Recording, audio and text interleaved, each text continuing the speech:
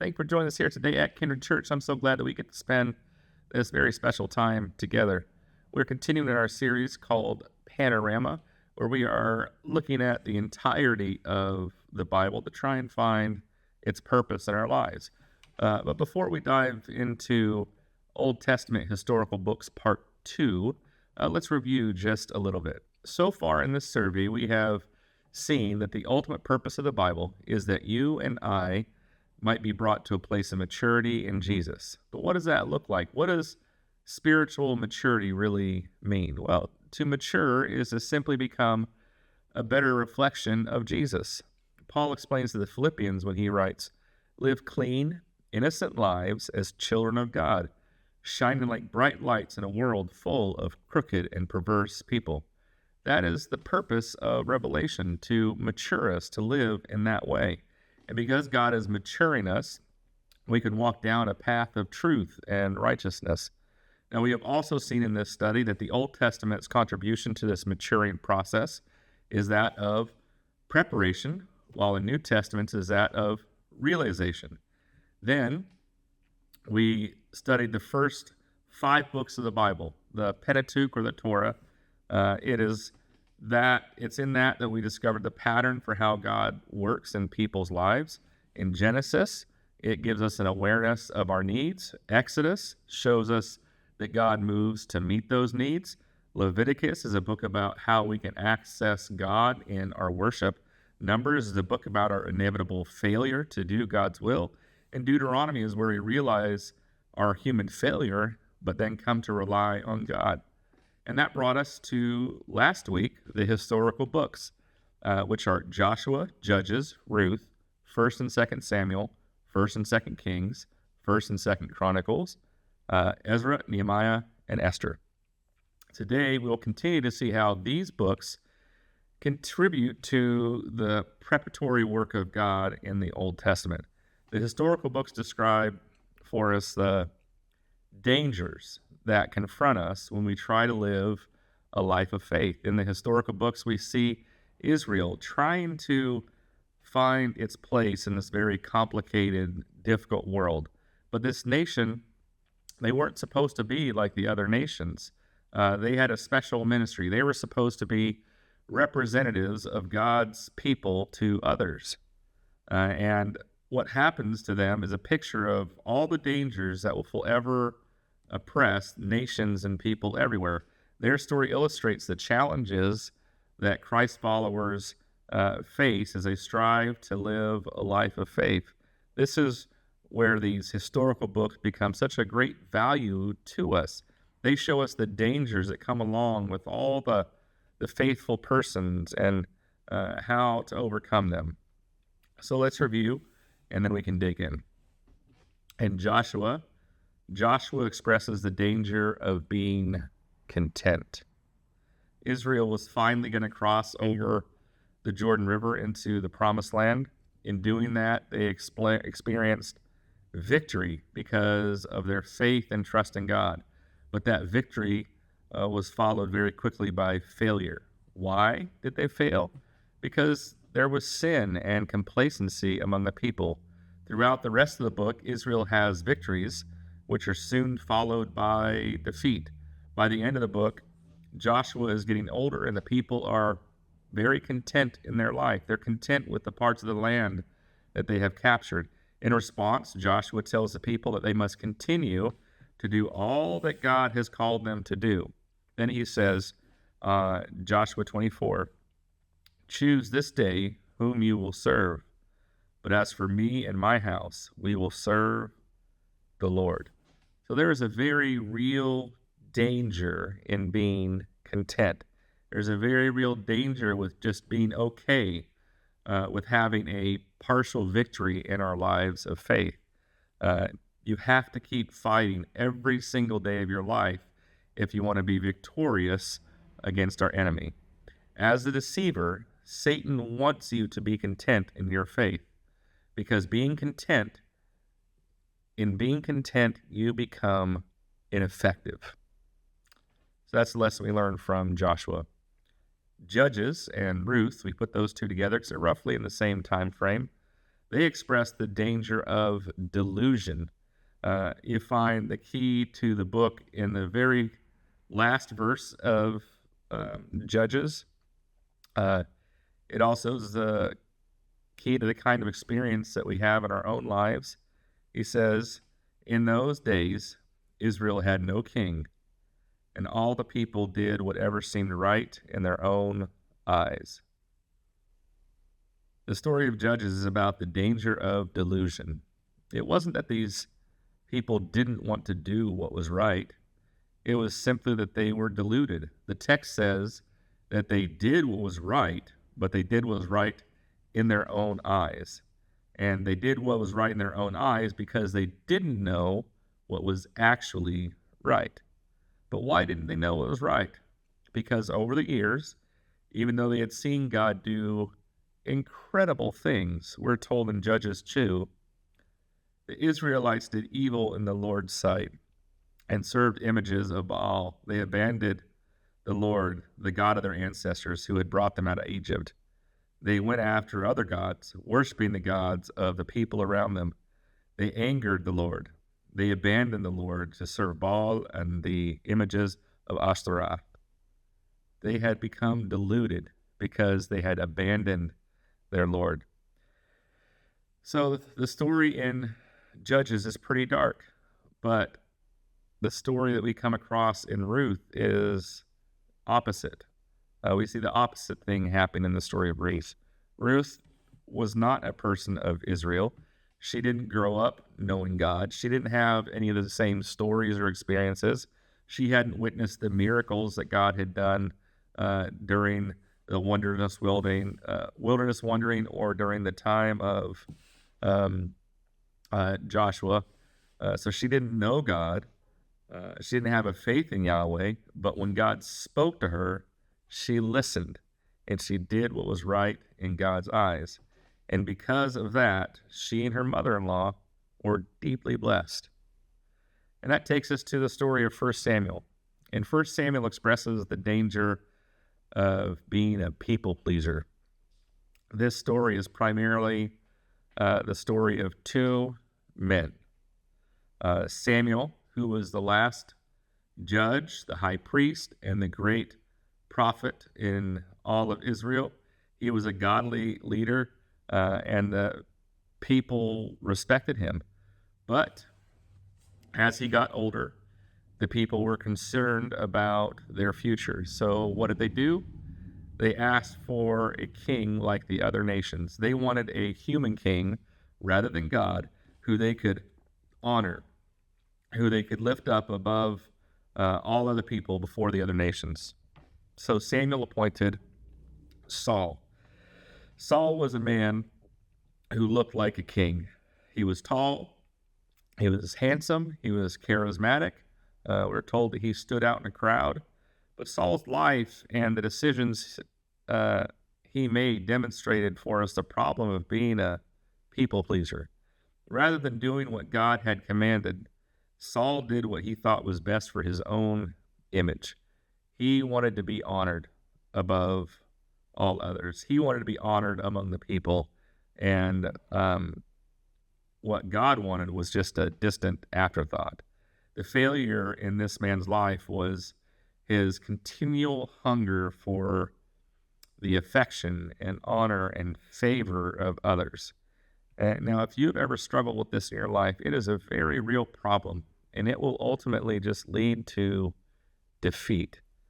Saul's story comes to an end, and at the end, he had lost his kingdom.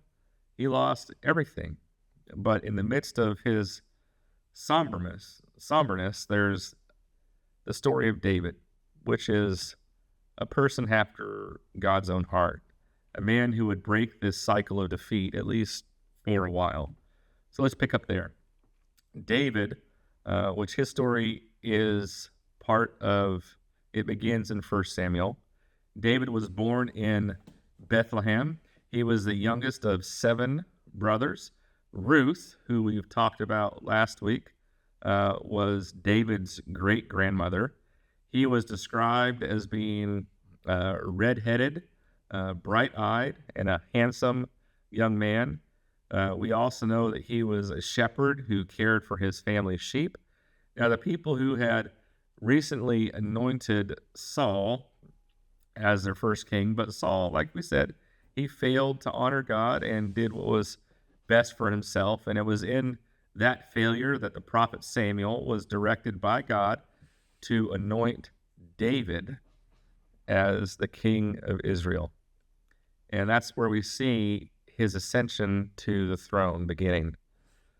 King Saul and David first encountered one another when we're told there was an evil spirit that had gripped King Saul.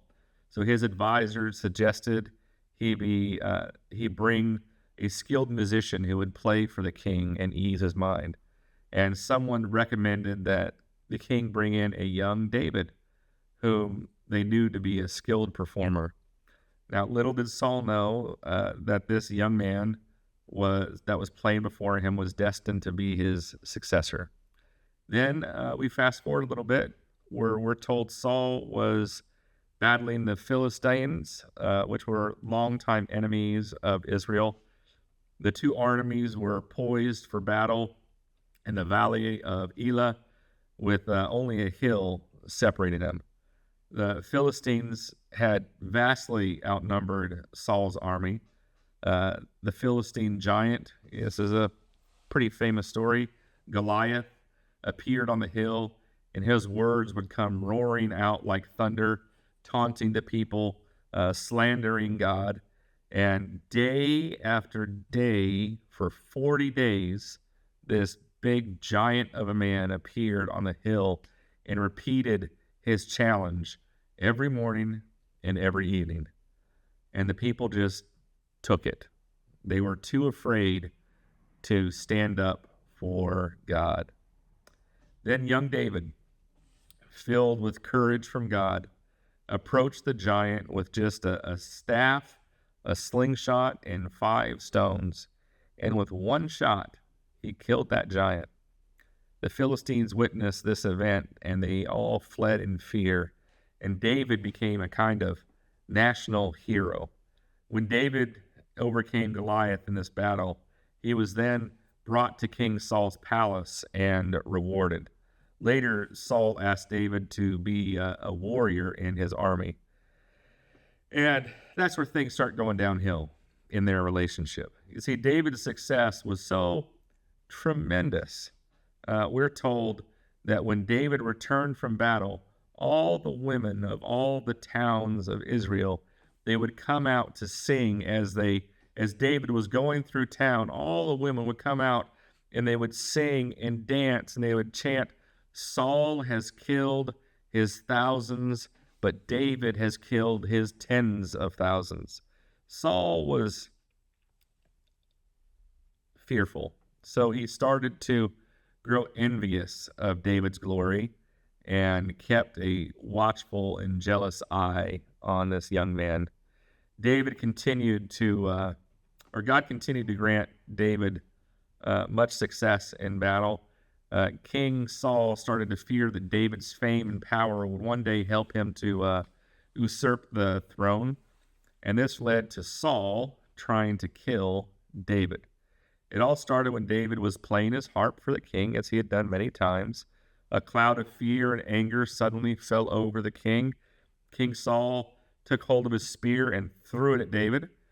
David, we're told, managed to escape through divine intervention, and then through the help of Saul's son, who was David's best friend. His name was Jonathan. King Saul embarked on a quest to hunt down and kill David. Now, during this hunt, when Saul was doing everything he could to find David and kill him, there were 2 times when King Saul was at the mercy of David. And instead of taking advantage of the situation and killing the king, David spared his life, and because he dare not lay hands upon God's anointed one. It was only after David spared his life the second time that Saul finally retreated and just left David alone. And then Saul's story comes to end, and that brings us to 2 Samuel. And we're going to pair that with 1 Chronicles. 2 Samuel and 1 Chronicles express the danger of forgetting our calling and indulging in the flesh. These books give us a close insight into who David was. Now, David's story is one of my favorite stories in all the Old Testament. I'm sure there's a lot of people that would say the same thing. We're told that he was a man after God's own heart. And after finally being made king, he was made king first over Judah for 7 years, and then over Israel and Judah together for 33 more years. So for 40 years, David was generally seen as a mighty, God-honoring leader who helped people rediscover Yahweh. In 2 Samuel 6, there's this incredible story that unfolds. After 20 years, the Ark of the Covenant, which, if you remember, the people believed to be God's throne in this world, this Ark was at Abinadab's house. But David didn't think that was the right place for it. He wanted to bring God's throne into the capital city. And after a difficult journey, we are told this. This is what happens as he's bringing the ark into the capital. David went there and brought the ark of God to the city of David with great celebration. After the men who were carrying it let me start again. David went there and brought the ark of God to the city of David with great celebration. After the men who were carrying the ark of the Lord had gone 6 steps, David sacrificed a bull and a fattened calf. David danced before the Lord with all of his might, wearing a priestly garment. So David and all the people of Israel brought the ark of the Lord with shouts of joy and blowing ram's horns. You know, to us that might seem strange, but this must have been an incredible worship experience, one that brought the people hope, one that brought them back to a place of faith. And much of David's story is marked by this kind of godly, worshipful leadership. However, there was an ugly side to David. He wasn't all good. There entered into his life a weakness that resulted from his moral downfall. He became guilty of all kinds of sins, covetousness, dishonesty, adultery, murder. It is almost incomprehensible to think that David, this man who is considered to be a person after God's own heart, could be guilty of such terrible things. So how did it start? You know, this is the same question that many of us ask when we find ourselves lost in sin. We want to know, well, how did I get so far out of whack? Where did all this begin? Well, you find a clue to that in 2 Samuel chapter 11. It was now spring, the time when kings go to war. David sent out a whole Israelite army under the command of Joab and his officers. They destroyed the Ammonite army and surrounded the capital city of Rabbah, but David stayed in Jerusalem. In this verse, we see the danger of a forgotten calling.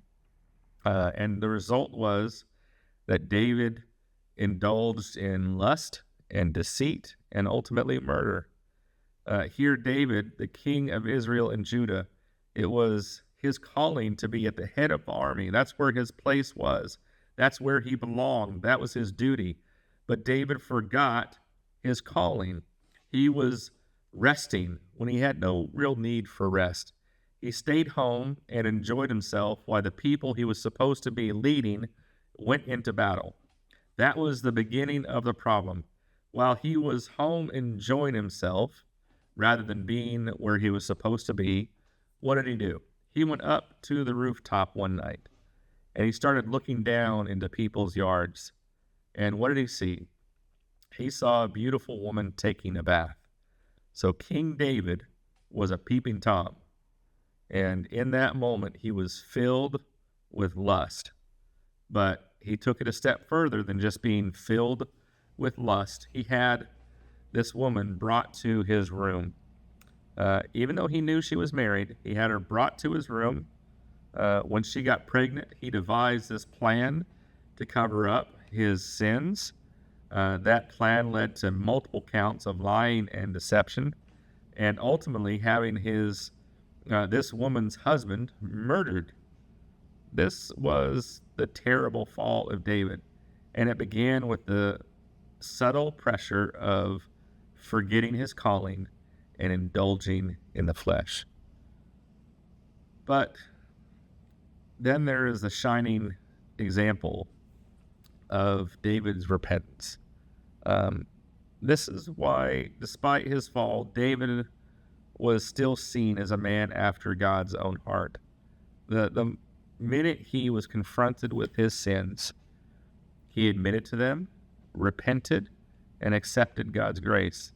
And there isn't really a more beautiful picture of a person having a contrite heart than that of David. We see him face down on the ground as he's before the Lord, crying out with incredible sorrow and this desire to repent. Now, there's a lot more to this story, but ultimately it was defined by David and his desire to worship Yahweh above all things. Now, did he make mistakes? Of course he did, but we all do. And we now arrive at 1 Kings and 2 Chronicles. 1 Kings and 2 Chronicles express the danger of substituting our faith for lesser things. This is primarily the story of two men, Solomon and Jeroboam, who were rivals to Solomon's son, Rehoboam. The story of Solomon is a fascinating one. What an incredible heritage Solomon had inherited when he was crowned king, even before David died. He came into the kingdom at the height of its glory, and God gave him riches and power and influence. As a young man, at the beginning of his reign, Solomon chose wisdom over everything else, and in doing so, God gave him that wisdom. God bestowed upon him not only wisdom, but also abundant power and magnificence and riches. But his misappropriation of those things was the beginning of Solomon's downfall. In 1 Kings 3, we find the beginning of all of his problems. Solomon had made a marriage alliance. It wasn't marriage from love, it was an alliance with Pharaoh Shoshonik I. He was more worried about political alliances and doing what was right with God, so he married the Pharaoh's daughter. Then we're told that the people were making sacrifices at pagan religious sites because there wasn't a temple yet. Now, Solomon had followed the worshipful ways of his father David, yet he also made sacrifices and burnt incense at these pagan places. And as we continue to read, we find that Solomon did eventually build the temple, and it took him 7 years to build that temple. However, we're also told that Solomon spent 13 years building his own house. That is quite a contrast, right?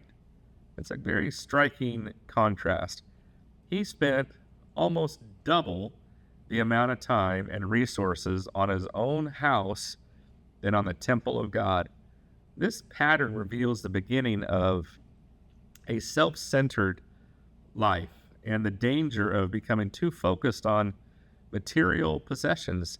The real downfall of Solomon came from his excessive pursuit of material wealth and splendor.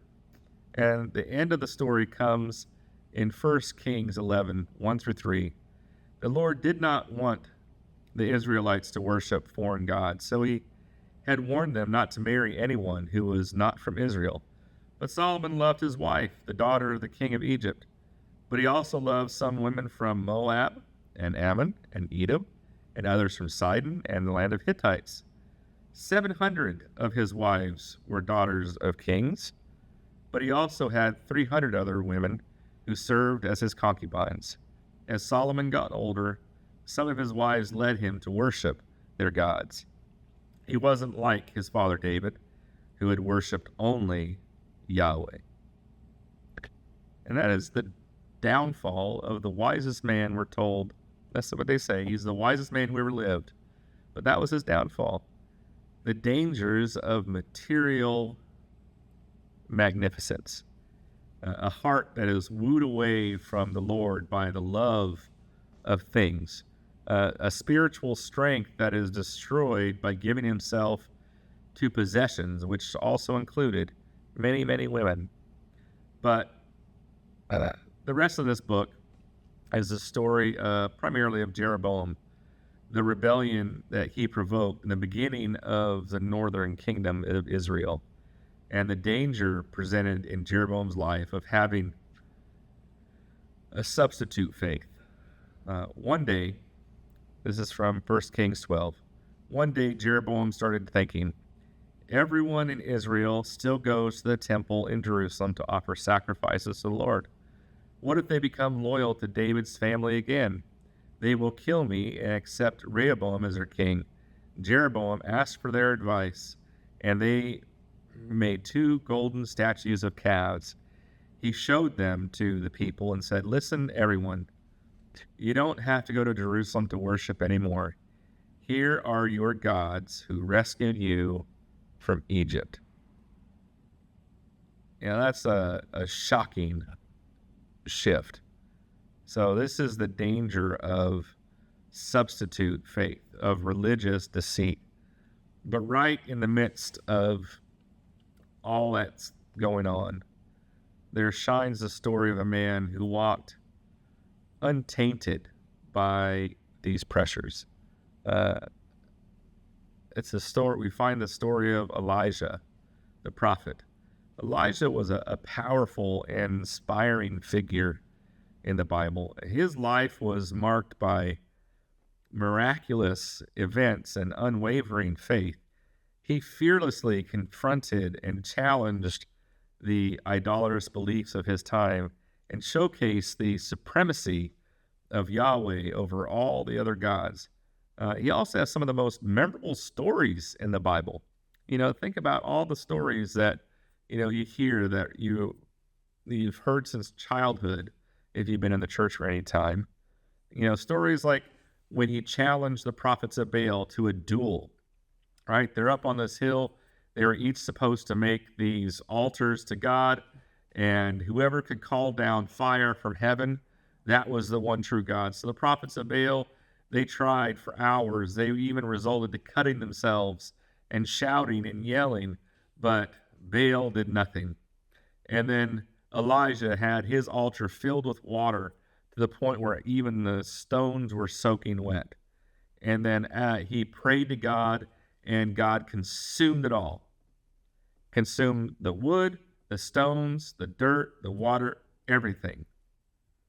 Okay, and then while on the run from an evil queen, he got to hear the voice of God in the form of a whisper, and then raised a child from the dead. His life reminds us of the strength and courage that comes from trusting in God's power and purpose above all other things. Elijah believed he was alone in this fight, but he wasn't. And God reminded him of that. Now we come to 2 Kings and 2 Chronicles. Now, 2 Kings and 2 Chronicles express the danger of having a hardened heart.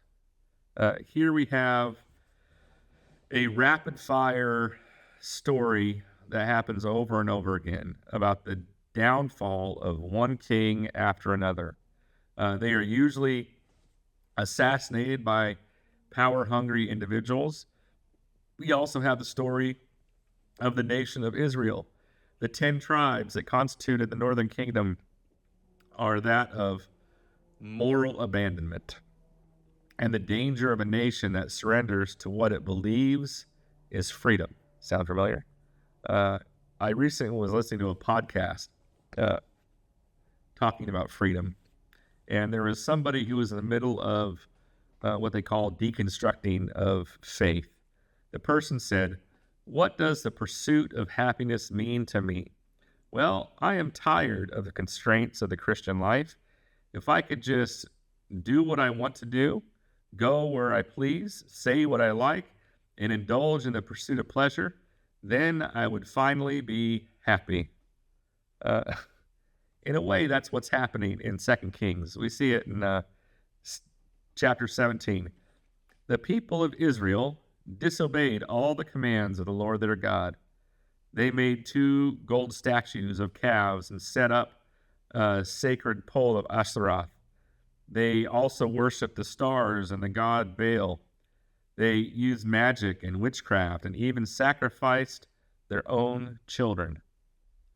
Yikes! They used magic and witchcraft and sacrificed their own children. The Israelites were determined to do whatever the Lord hated. That is dangerous ground to be walking on. And this is kind of the same situation we see Paul characterize in Romans chapter 1. There were people who claimed to know God but refused to acknowledge God or give any kind of thanks. And they gave into the most debaucherous, depraved things. And that's what's happening in this part of Israel's history. Theirs is a story of total moral abandonment. The story of living life exactly as you please. The result of the removal of every restraint on godliness and goodness in life. They were a moral disaster. And the rest of Kings is the story of Israel and eventually Judah being taken into captivity. The fall of Judah is a story about the danger of having a hardened heart. They were a nation that was warned by the downfall of the northern kingdom. They knew what would happen if they continued going down the road they were, but they refused to heed this warning. They became indifferent to God's warning, so they failed. In chapter 21, then the Lord said to the servants of prophets, "King Manasseh of Judah has done many detestable things.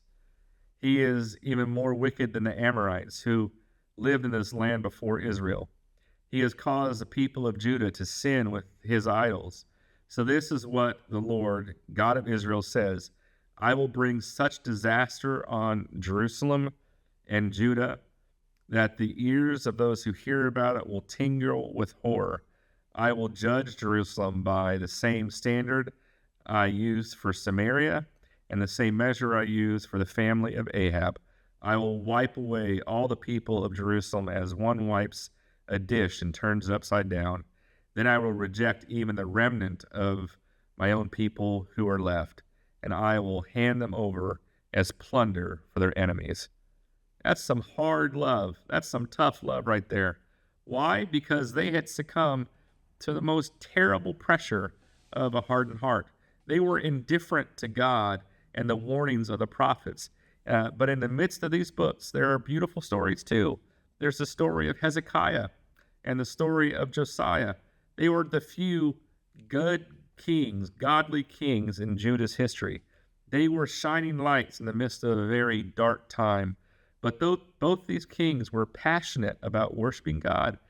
They were passionate about elevating God back to the status of being supreme in all of Judea. But all their effort was undone by the awfulness of other kings and leaders. And that brings us to the last few books of history: Ezra, Nehemiah, and Esther. These books express the danger of a discouraged heart. They are the story of a nation in captivity. Both the northern kingdom and Judea had deteriorated. They had fallen apart at the seams morally, been carried off into captivity. But while in bondage, while they're in captivity, God begins to work. And then finally, after 70 years of captivity, Ezra is raised up to lead a group back to the desolate land and begin rebuilding the temple and the walls.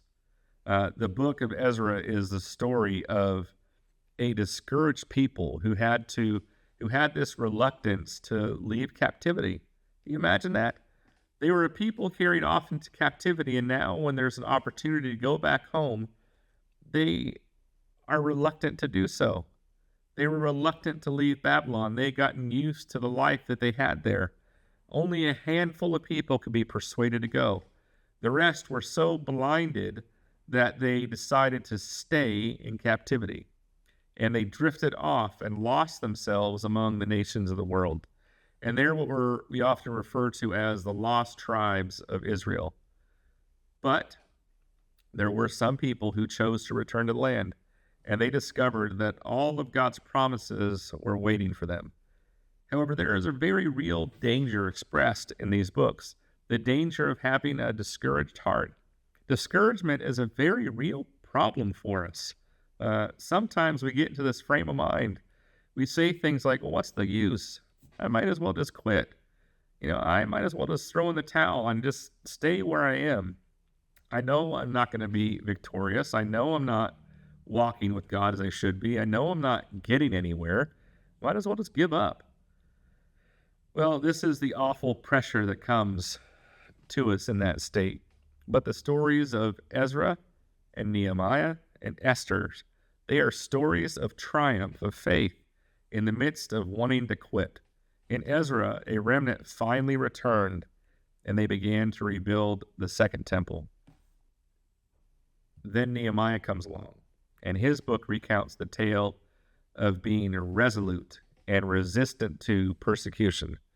There were all kinds of people around them that were seeking to hinder what they were doing. Individuals who wanted to keep them from re-embracing God and God's old ways. They wanted the people to forget about the covenant and the promises that were made. Nehemiah's story tells us that when we experience defeat, we often encounter obstacles that prevent us from reuniting with God. However, if we can focus on God rather than on seeking those seeking to hold us back, we can ultimately have a victory. That's what we see in Nehemiah's story. There were people all around them that were trying to hold them down, but they stayed true to God. They stayed true to the calling that they had, and they had victory. And then there's also victory in the story of Esther. In her story, we see the victory of God even in the most impossible circumstances. In those circumstances, even when we think all is lost, God watches over his people and will ultimately deliver them, sometimes through the most incredible ways. The grace illuminated in the personal lives of these three individuals is a remarkable highlight in all the historical books. Ezra, Nehemiah, and Esther are all three manifested the triumph of faith in the midst of defeat. And those are stories that we need to hold on to. Now, I understand that we've covered a lot of dangers that God's people face over these past 2 weeks. Are you struggling with any of those forces? I recommend that you try your best to identify the danger that you're facing.